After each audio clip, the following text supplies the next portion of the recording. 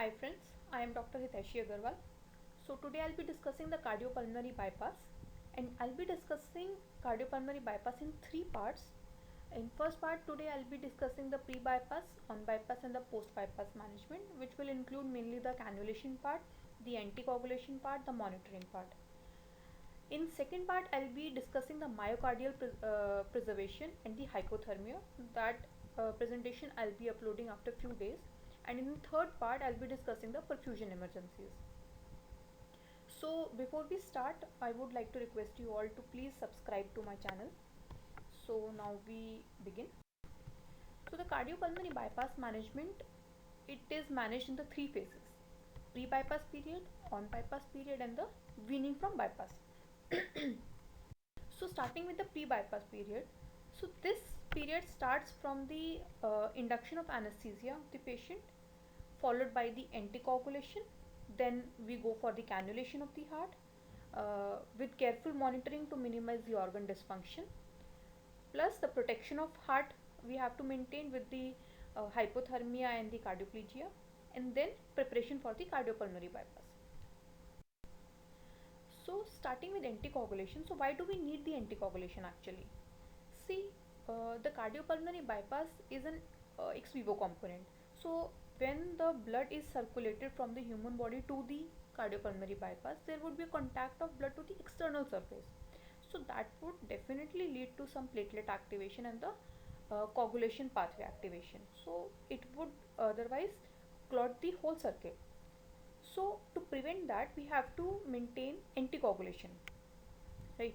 So for that we give heparin at the dose of 300 to 400 international unit per kg intravenous route, and it should be given before cannulation, and at least 3 minute time is required for after heparin administration for systemic circulation of the drug. So after 3 minutes you check the optimum level of anticoagulation with the ACT, that is activated coagulation time, or the heparin concentration. So what is the minimum level required to go on bypass? That is more than 480 seconds. But minimum of 3 seconds, 360 seconds is required for the cannulations also. Why so? Because while cannulating the heart, there may be a injury to the vessel, or there may be a dissection to the aorta. So it would become an emergency to go into bypass at that time. So if we have not achieved a minimum level of anticoagulation, we won't be able to go into bypass, because otherwise it would lead to coagulation of the whole circuit. So minimum of the more than 360 seconds is required before cannulation. So we have to maintain this much level before we start cannulation of the aorta. Second is, if ACT is not attained more than 480 seconds, even after giving 600 international unit per kg of heparin. So heparin resistance should be considered at that time. So repeat the heparin at that time at the dose of 1 to 2 milligram per kg, or you try change the company of the drug. But if still we are not able to attain the ACT more than 480 seconds, consider giving antithrombin 3 or FFPs. So as we know that heparin actually acts through antithrombin 3, because it enhances the activity or the sensitivity of the antithrombin 3, and then it inhibits the 10A and the 2A levels, right? So either we give directly antithrombin 3 to the circuit, or we can also give FFP. We have not available antithrombin 3 with us, because FFP has some level of antithrombin 3 in it. So it can be used as a side maneuver if you don't have antithrombin 3. So the 2019 ACTA's guidelines for the periprocedural anticoagulation management shows that if ACT above 480 seconds during CPB, it should be considered in cardiopulmonary bypass with uncoated equipments and cardiotomy suction. The required ACT, target ACT, is dependent on the type of equipments used. Plus individualized heparin and the protamine management should be considered to reduce post-operative coagulation abnormalities and bleeding complications on the cardiac surgery with cardiopulmonary bypass. In the absence of individual heparin dosing tools, it is recommended that ACT be performed at regular intervals based on institutional protocols, and heparin dose have to be given accordingly. So the ideal protocol to assess the dose of heparin required for achieving the anticoagulation, that is ACT, more than 480 seconds is the heparin dose response curve for an individual patient. So in that we give certain amount of the heparin and we check the response to that in the ACT. So according to that we assess how much heparin dose would be required to achieve an ACT above 480 seconds. But in most of the institutions this heparin dosing curve is not used routinely. So it is recommended, if you are not able to use that heparin dosing tool, then ACT can be performed. And the protamine which is given at the time of weaning, so it is given according to the heparin dose what you have already given. So we need to keep a track of the heparin dose also. So starting with the cannulations. So what the first, it is the arterial cannulation, that is aorta. So it is established before venous cannulations, always, always, always, to allow volume resuscitation of the patient should it be necessary. So the preferred site is the ascending aorta because it is easily accessible, no additional incision is required, and it accommodates larger cannula to provide greater flow at a reduced pressure. Plus it has lower risk of aortic dissection also. But there are other cannulation sites available, that is femoral or the iliac arteries.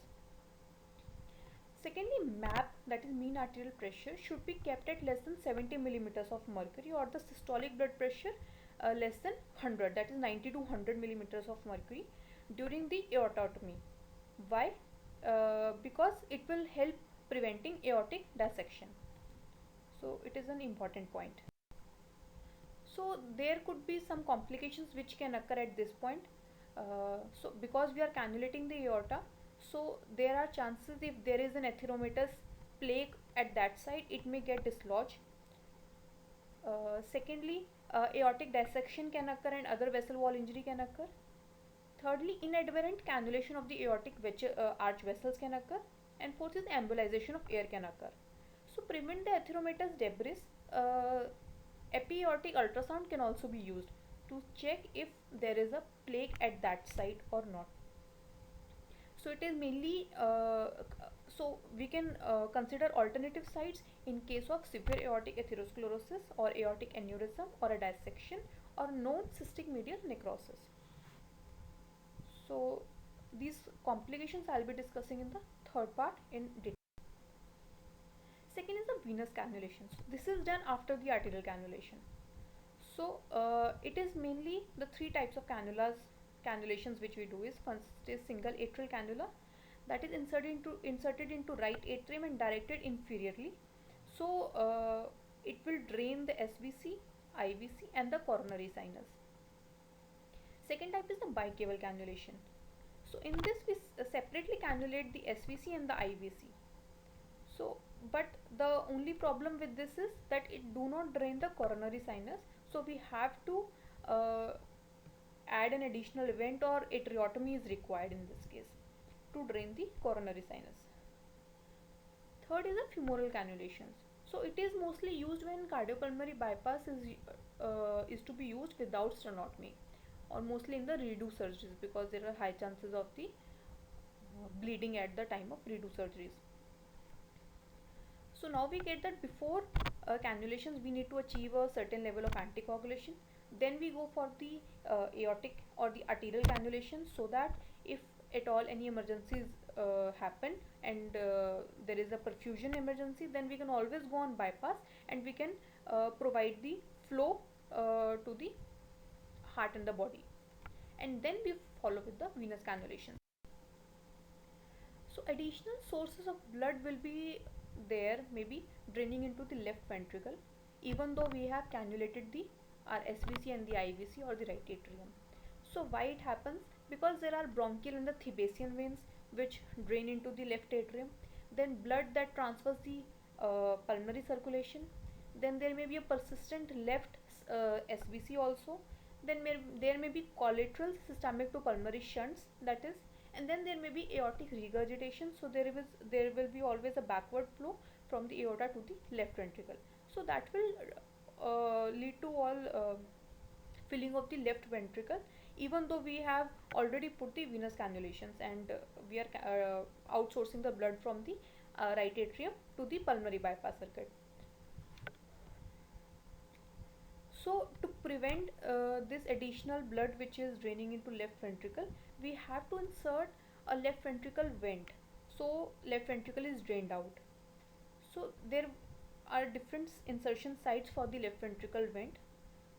Either it can be inserted in the left superior pulmonary vein. So this is the most commonly used site. We insert a cannula in the left superior pulmonary vein, which is then moved inferiorly to the left ventricle. Then we can use the pulmonary artery or the aortic root, and we can also insert the vent directly into the left ventricle via the apex.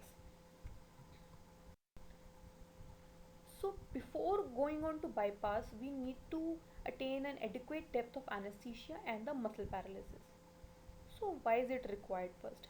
Because as we go on to bypass, so there will be a hemodilution in the whole bypass circuit, right? Because of the priming fluid has been added in the cardiopulmonary bypass, so it will lead to the hemodilution, plus it will then lead to the decrease in blood levels of the anesthetics and the muscle relaxants. So there are chances that the decrease, because of the decrease in level of the anesthesia, patient may get awake, right? So we need to prevent the patient movement, because to prevent the dislodgement of the bypass circuit cannula, and plus to prevent the patient shivering, as hypothermia is also induced at that time.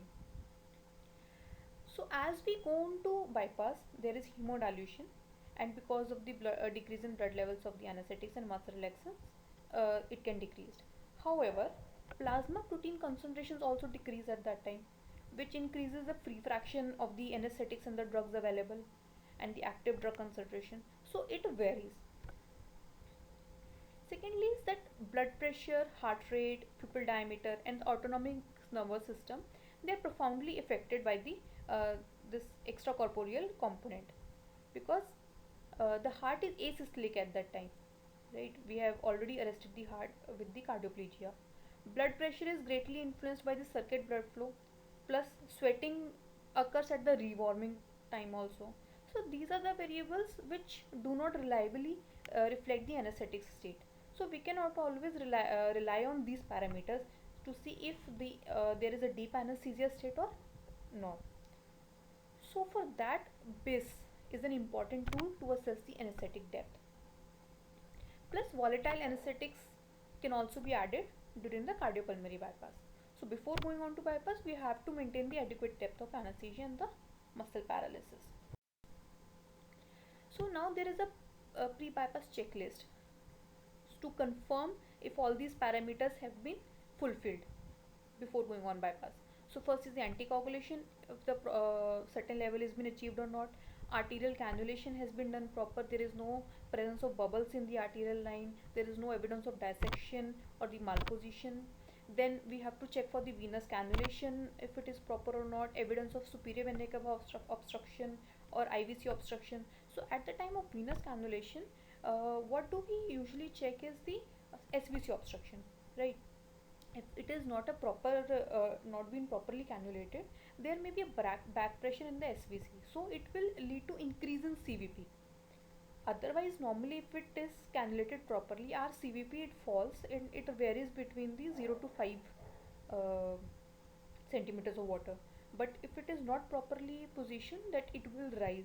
Plus there would be back pressure, so there will be facial congestion, or there may be asymmetry in the color of the face on the two sides. Plus there will be asymmetry in the pupils of the two sides, right? Plus there would be temperature difference on the two sides. So we have to assess these things at the time of venous cannulation. Second is pulmonary artery catheter. If it has been inserted, then it need to be pulled back by 3 to 5 centimeters before going on bypass. Why so? Because at the time of bypass, surgeons lifts the heart, right? Plus when we are also arresting the heart, and that time also, so there is a manipulation of the heart in the two steps, either at the diastolic arrest or when the surgeon is manipulating the heart. So at that time there are high chances that pulmonary artery catheter will migrate forward, and it may because of the forward migration, it may lead to the rupture of the pulmonary artery. So we need to pull that by 3 to 5 centimeters back. Second is, are all the monitoring and the catheters functional? We have to check. Then if we are using the transesophageal echocardiograph, then it need to be set in the freeze mode, plus it should be in the neutral or the unlocked position. Second, then we have to maintain the proper depth of anesthesia and inspection of the head and neck for the venous cannulations, as I told earlier. So now, if we are if we have confirmed the pre-bypass checklist, then we go on bypass. So now there is initiation of the bypass support. So there is a checklist for that also. So in this case, we have to assess the arterial flow, right? So is the arterial perfusate oxygenated? Usually we see by the color difference between the venous flow and the arterial flow, or we check the saturation of the arterial flow, right? Or we check the SpO2 of the arterial flow, which should be more than 70%. Then we have to check the direction of the arterial inflow, if it is appropriate or not, there is no reversal. Then arterial dissection, if it is there or not, because in case of arterial dissection there will be hypotension, right? Plus there would be a bluish discoloration at the site of cannulation. So patient's arterial pressure persistently low or not, because as we go on bypass there would be hemodilution, right? Hemodilution leads to the hypotension. So usually it gets corrected within like 60 seconds, but if it does not get corrected, then we have to look for the other causes of the persistent hypotension. Then inflow line pressure is high or not, so this tells about the malposition of the arterial cannula.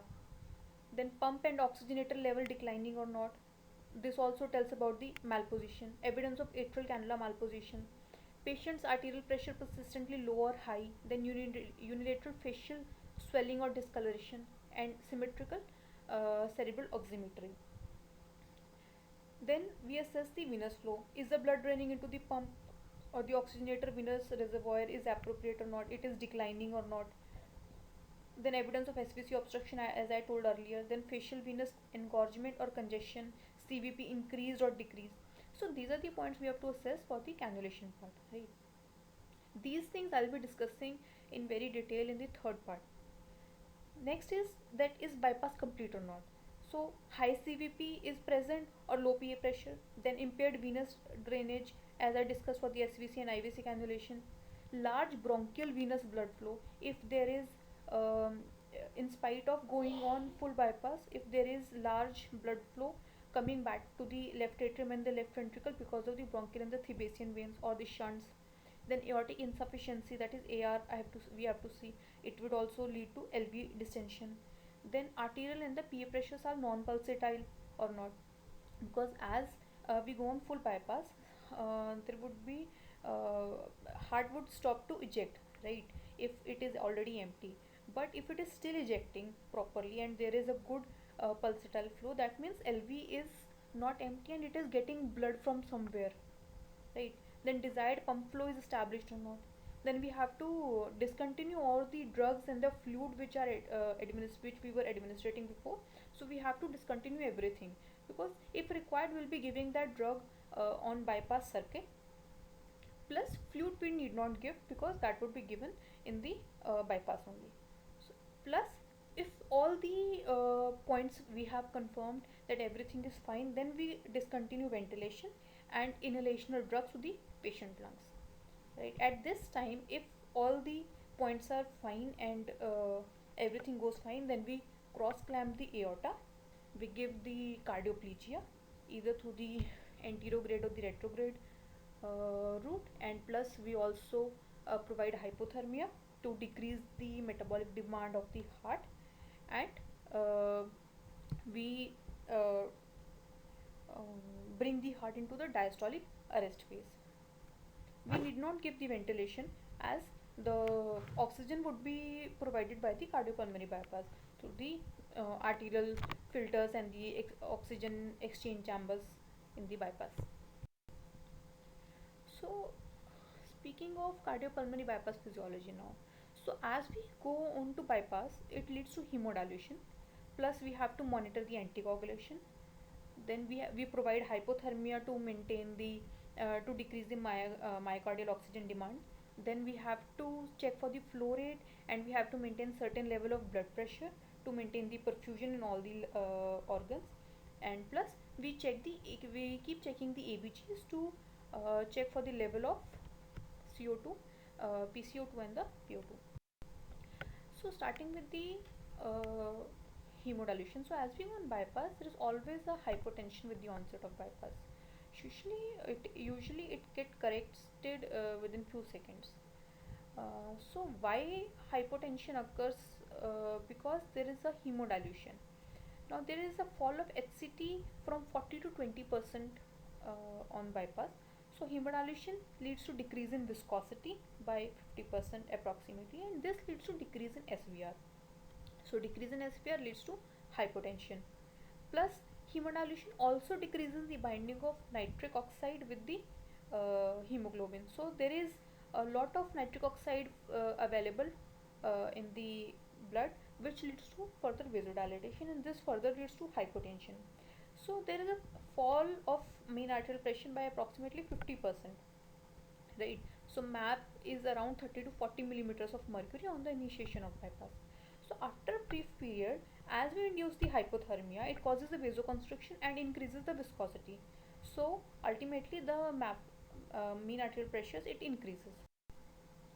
But if the hypothermia is delayed, right, so there would be a persistent hypotension which can then lead to myocardial and the cerebral ischemia. So prevent that ischemia, we need to maintain the map of 70 to 80 millimeters of mercury till the aortic clamp is applied. So to treat that, we can give alpha agonist if the hypotension is not corrected within 60 seconds.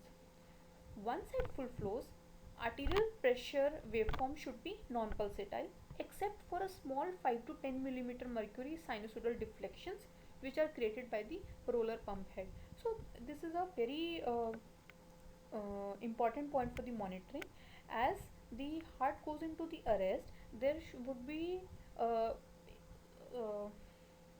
uh, there would be no ejection by the left ventricle. So there should be no pulsatile waveform. But if it is at all present, that means the left ventricle is still ejecting. So now there is a pre-bypass checklist to confirm if all these parameters have been fulfilled before going on bypass. So first is the anticoagulation, if the certain level has been achieved or not. Arterial cannulation has been done proper. There is no presence of bubbles in the arterial line. There is no evidence of dissection or the malposition. Then we have to check for the venous cannulation if it is proper or not. Evidence of superior vena cava obstruction or IVC obstruction. So at the time of venous cannulation, what do we usually check is the SVC obstruction, right? If it is not a proper not been properly cannulated, there may be a back pressure in the SVC, so it will lead to increase in CVP. Otherwise, normally if it is cannulated properly, our CVP it falls and it varies between the 0 to 5 uh, centimeters of water. But if it is not properly positioned, that it will rise. Plus there would be back pressure, so there will be facial congestion, or there may be asymmetry in the color of the face on the two sides. Plus there will be asymmetry in the pupils of the two sides, right? Plus there would be temperature difference on the two sides. So we have to assess these things at the time of venous cannulation. So next we have to discuss the pump flows and the pressures during bypass. So our goal is to maintain an adequate oxygen delivery at given core temperature. So the oxygen delivery is equal to the oxygen content in the arterial blood into the pump flows, right? So we have to maintain an adequate pump flow, but we should use the lowest minimum flows which can be used to achieve a required DO2, because high flows also leads to the microembolization. So prefer to use lowest flow to achieve the required DO2, that is delivery of oxygen, and to minimize the microembolization. So what are the factors affecting the pump flows? So if there is high impedance or the resistance, then we would need to give the high pump flows to maintain the pressure during the bypass. Secondly, hemodilution.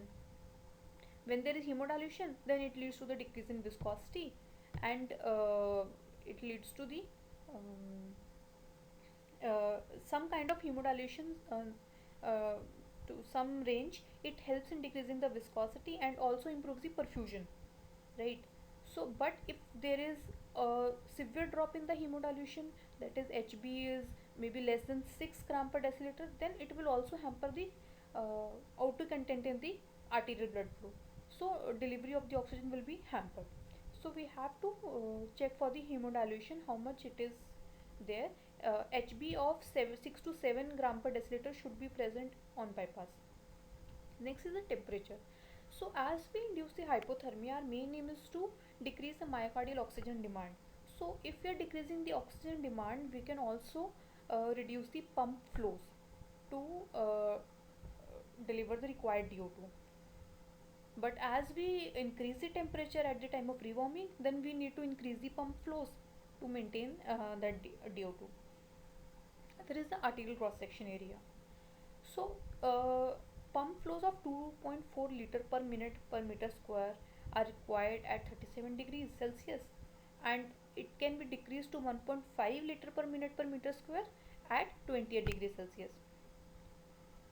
Plus, we also have to assess the other organs if they are being perfused or not at the pump flows which you are giving. So, for renal functions, which is a major uh, criteria, so we have to assess the renal functions by the urine output. So it should be more than 1 ml per kg per hour. So it has been noticed that renal functions appear unaltered when pump flows greater than 1.6 liter per minute per meter square are used.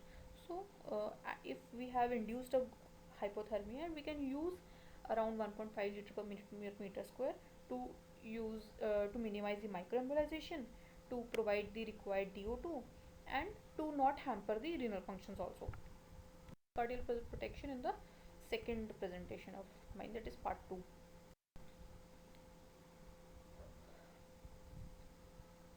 So now here we can see the influence of temperature on the myocardial oxygen consumption and different work and in the electrical conditions.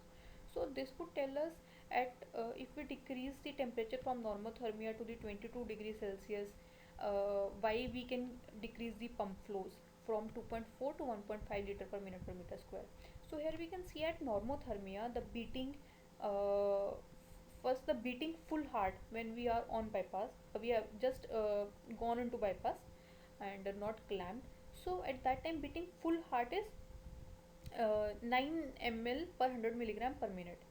But if we empty the heart when we go on full bypass, we have emptied the heart, so at that time it is 5.5 ml per 100 milligram per minute.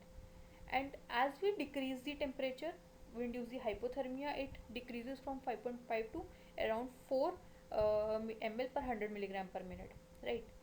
Second is if we induce the cardioplegia, that is we are arresting the heart in the diastolic phase. So at the normothermia, the oxygen consumption is around 1.8 ml per 100 milligram per minute, and at severe hypothermia, that is 22 degrees, it is 0.3 ml per 100 milligram per minute. So we can see how the myocardial oxygen consumption decreases from normothermia to the hypothermia. So this is the reason if there is a reduced requirement of oxygen by the heart, so we need to give the less pump flows also. So it helps us in the both ways. So now how do we monitor on the bypass? First is the anticoagulation.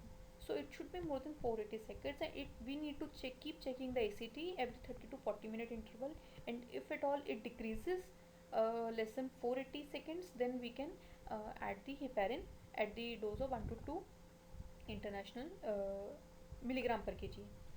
Secondly, systemic flow rates we need to assess. If we are at normothermia, then we need to keep the flows at 2 to 2.5 liter per minute per meter square, and if we are at hypothermia, then we can reduce to 1.7 to 2 liter per minute per meter square also.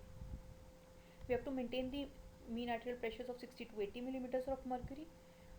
We keep checking the arterial blood gases, so we have to keep the PaO2 more than 150 millimeters of mercury, and PaCO2 40 to 50 millimeters of mercury with a pH of 7.4.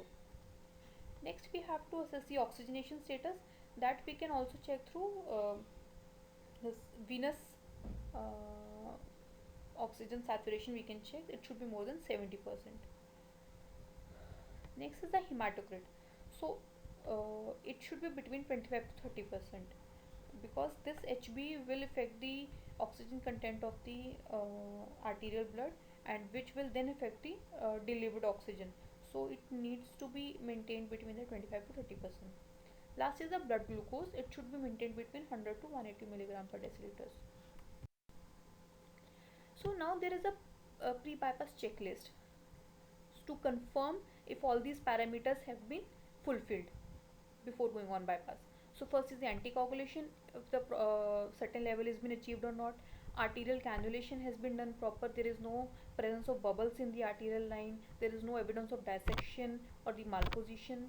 Then we have to check for the venous cannulation, if it is proper or not. Evidence of superior vena cava obstruction or IVC obstruction. So at the time of venous cannulation, what do we usually check is the SVC obstruction, right? If it is not a proper not been properly cannulated, there may be a back pressure in the SVC, so it will lead to increase in CVP. Otherwise, normally if it is cannulated properly, our CVP it falls and it varies between the 0 to 5 uh, centimeters of water. But if it is not properly positioned, that it will rise. Plus there would be back pressure, so there will be facial congestion, or there may be asymmetry in the color of the face on the two sides. Plus there will be asymmetry in the. So as we are done with the procedures or the correction of the vessel or the valve on the heart, so we proceed towards the rewarming now. So we need to bring the temperature of the which we induced as a hypothermia to normothermia. So as we rewarm, there is usually sweating during rewarming, which is very common. So it occurs because of the perfusion of the hypothalamus with blood that is warmer than the latter organ's set point, that is 37 degrees. So brain, because it is a very high flow organ, it equilibrates very fairly quickly in within 10 to 15 minutes with the perfusate temperature, which we measure through nasopharyngeal temperature. So as the brain is a high flow organ, so there is a possibility of a decrease in anesthetic concentrations as the brain normothermia is achieved. So at that time we need to uh, re-administer our anesthetic agents.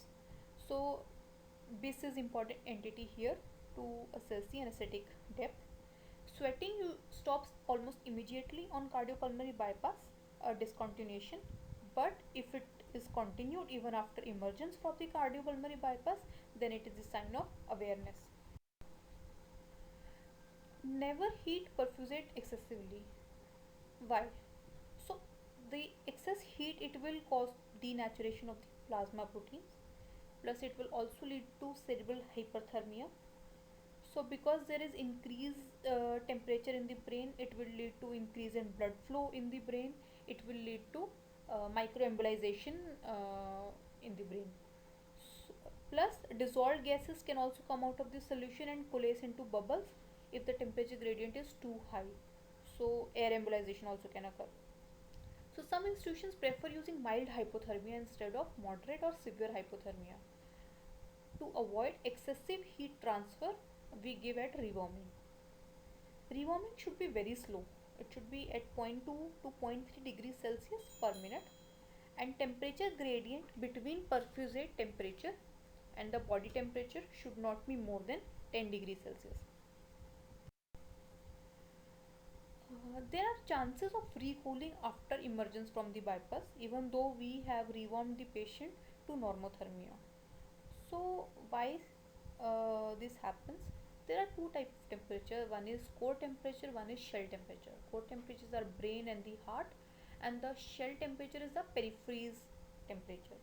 So skeletal muscle and the subcutaneous fat are relatively hypoperfused during cardiopulmonary bypass. So these tissues cool slowly and are very slow to warm also. So there is redistribution of heat after emergence also. So this shell cools slowly and it rewarms slowly, so there will be a redistribution of heat from the core to peripheries, right? So there will be again recooling. So it manifests frequently after deep hypothermic cardiac arrest.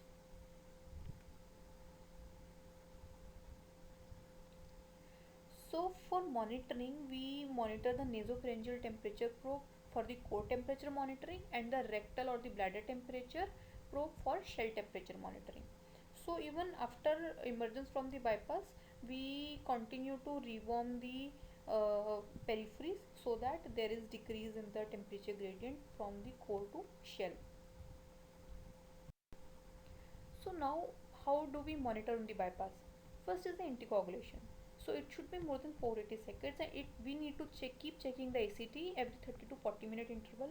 And if at all it decreases less than 480 seconds, then we can add the heparin at the dose of 1 to 2 international milligram per kg. Secondly, systemic flow rates we need to assess. If we are at hyponormothermia, then we need to keep the flows at 2 to 2.5 liter per minute per meter square. And if we are at hypothermia, then we can reduce to 1.7 to 2 liter per minute per meter square also. We have to maintain the mean arterial pressures of 60 to 80 millimeters of mercury.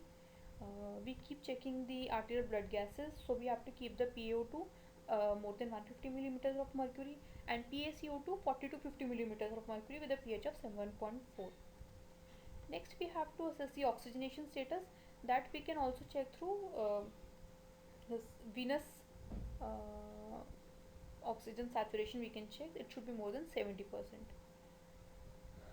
Next is the hematocrit. So it should be between 25 to 30%, because this HB will affect the oxygen content of the arterial blood, and which will then affect the delivered oxygen. So it needs to be maintained between the 25 to 30%. Last is the blood glucose. It should be maintained between 100 to 180 milligram per deciliters.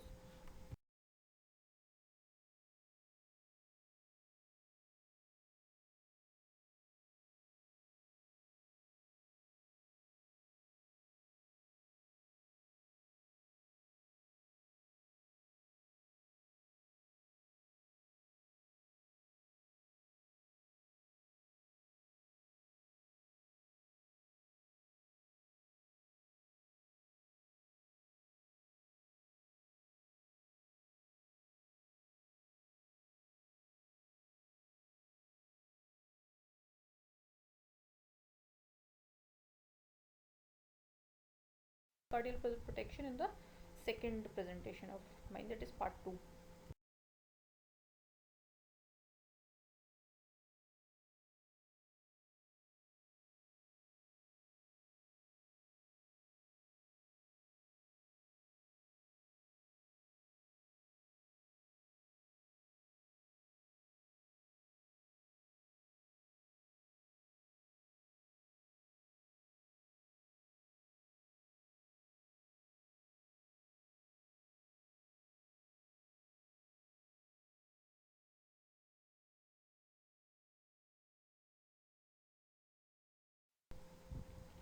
Then the maneuver for the removal of intracardiac air, as I told you about it in the checklist.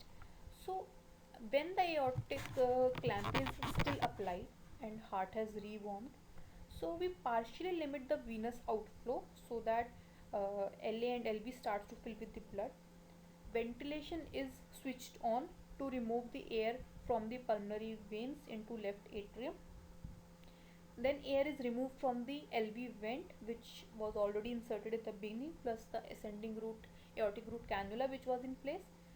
So as the heart starts to fill, the air will start to rise and it will be removed through the vent. Plus ventilation also ejects the air from the pulmonary veins into the left atrium.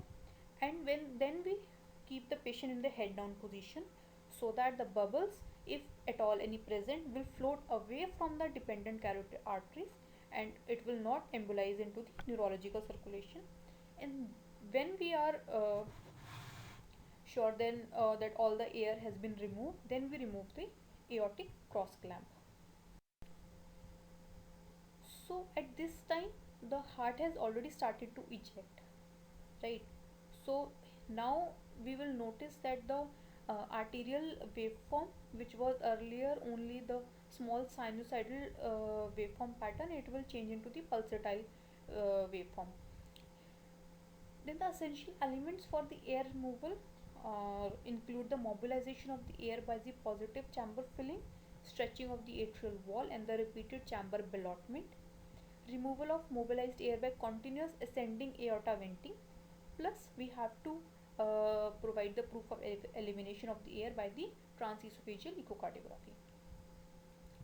Uh, Carbon dioxide gas insufflation can be used into open cardiac chambers. It helps replace the nitrogen into the bubbles with a more soluble gas. So there are less chances of air embolization. Intracardiac air may be present in 10 to 30% of the closed cardiac cases such as CABGs. So in CABGs, the epicardial arteries and the coronary arteries are dissected and then they're grafted back.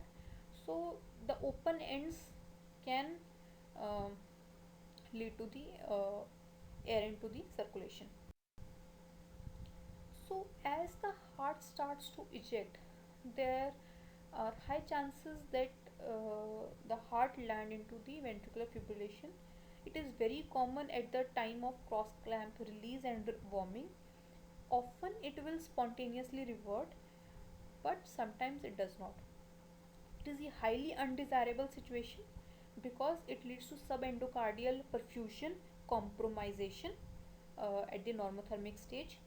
Plus, the myocardial oxygen consumption is also increased because of the PFib, and the left ventricle, which is now not able to eject properly, but it is filled with blood, so it starts to distend. Now, distension is very bad for the muscle myocardial fibers because it will lead to the injury of the myocardial fibers. So, to manage VFib, we can defibrillate the heart with the dose of 1 to joule per kg in adults.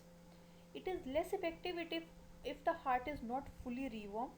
Plus, before providing defibrillation, we need to rule out the other causes of defibrillation. The most common of all is hyperkalemia, which occurs because of the cardioplegia which we give for myocardial preservation and the diastolic arrest. Why? Cardioplegia has a very high content of potassium, so it can lead to hyperkalemia, which can lead to ventricular fibrillation.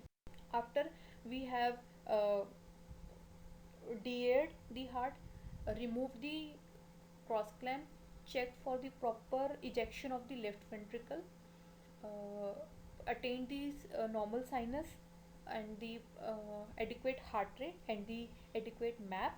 We have restored the ventilation, recruited the lungs, and we have corrected the electrolytes and the blood gas. Then we go to heparin reversal. So to reverse the anticoagulation part. So before heparin reversal,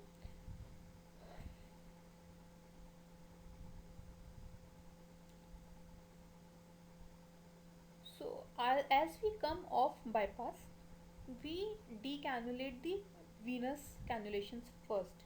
Arterial cannula is decannulated at the last. Same reason, if at all we need to go on bypass immediately and we need to provide the blood to the body, we can easily provide it through the aortic cannula. So it is the last part which is decannulated. So first we decannulate the venous cannulations, and then if successful and the rhythm is maintained, rate is maintained, ejection of the left ventricle is maintained, there is no distension of the heart, then we remove the aortic root vent. So after removal of the aortic root vent, we give the protamine for the heparin reversal, which is given intravenously at the dose of 1.1 to 1.3 milligram per kg through the central port over 15 to 20 minutes. So it should be given slowly. So we need to look for the allergic reactions at this time because the protamine has the it is produced from the fish sperm, so it can also lead to allergic reactions. So look for allergic reactions, hypotension or desaturation. There could be increase in pulmonary artery hypertension. So we have to look for all these parameters. After giving 30 to 40% of the protamine and confirming that there is no such reaction, aortic cannula can be removed. Measure ACT after 3 to 4 minutes of giving the complete protamine, and the adequate reversal is defined when we have maintained the ACT between 100 to 130 to 160 seconds.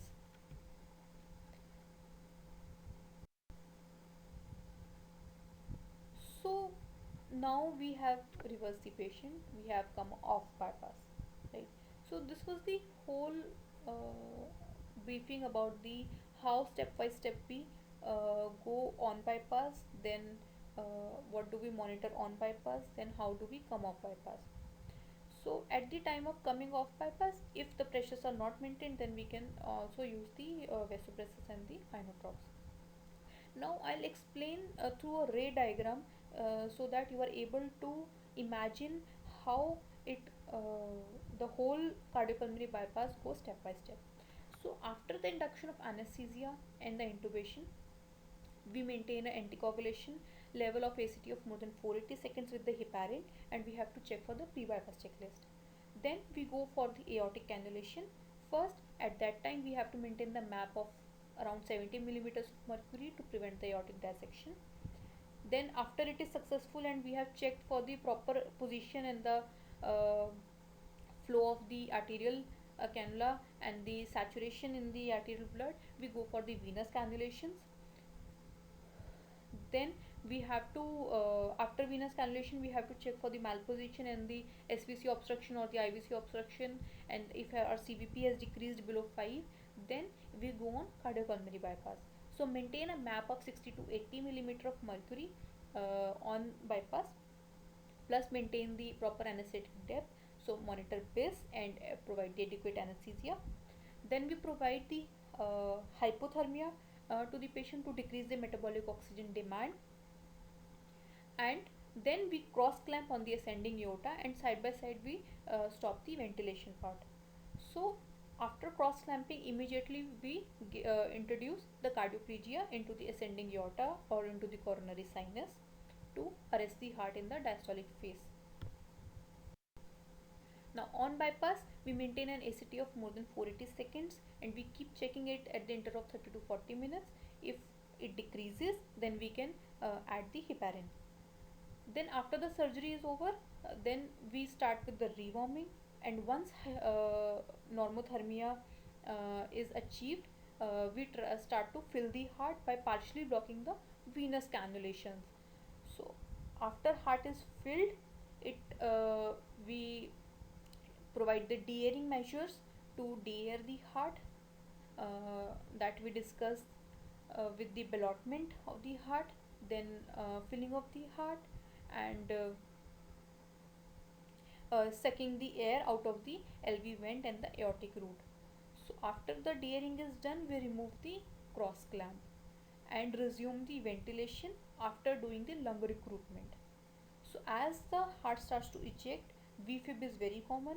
We need to keep the defibrillator and the pacemaker ready with us because sometimes we'll end up in bradycardia or the heart block. Uh, then for that we need to keep the pacemaker ready. After obtaining a sinus rhythm and map of 70 to 80 millimeters of mercury, if not achieved, then we can use the inotropes or the vasopressors, correcting the electrolyte imbalance. Then we gradually decrease the pump flows and we come off bypass.